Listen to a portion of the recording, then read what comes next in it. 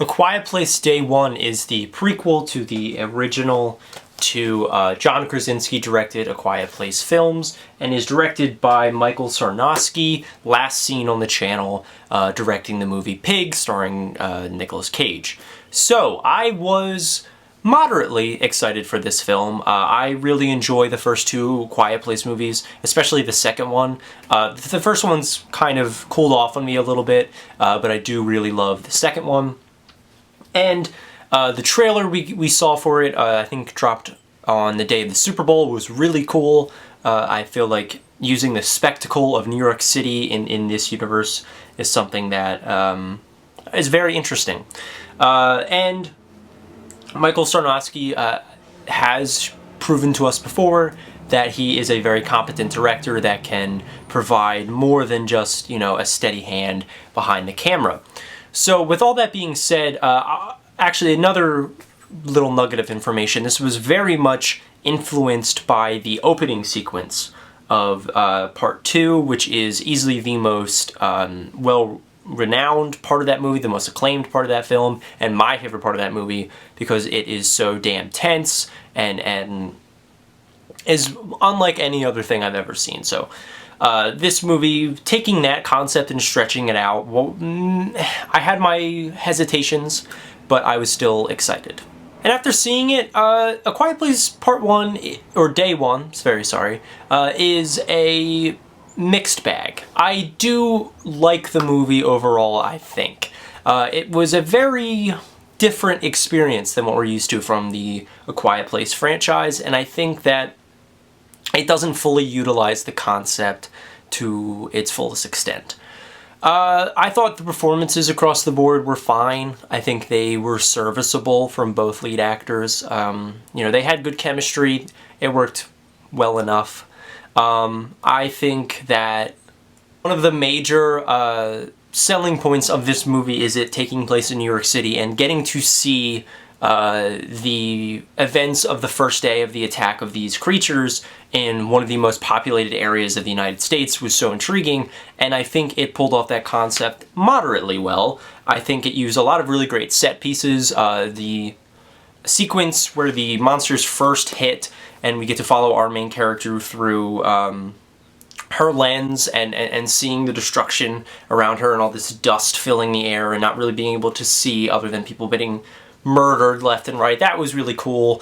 I think that, the challenges of traversing a city while just trying to be completely silent are utilized very well.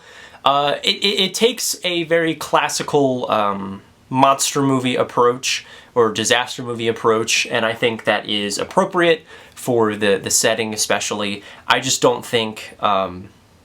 it doesn't do anything too special outside of that. It just is consistently entertaining when it's the more louder sequences, the more action-packed sequences. Going back to the performances a little bit, I do really like the chemistry between the two leads. I think they're both very talented actors, but I never really bought into either of them as characters.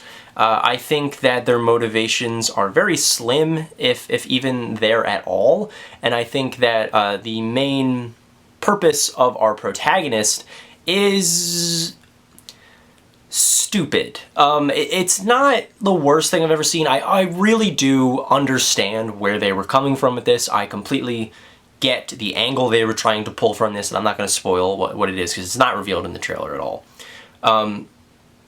But it is such a lackluster and first draft idea that it kind of makes the entire journey throughout the movie feel a little hollow and feel a little, I don't know, without a strong emotional arc in the middle of why these characters are pushing through, why these characters want to survive so much other than outside of, oh, I just want to survive.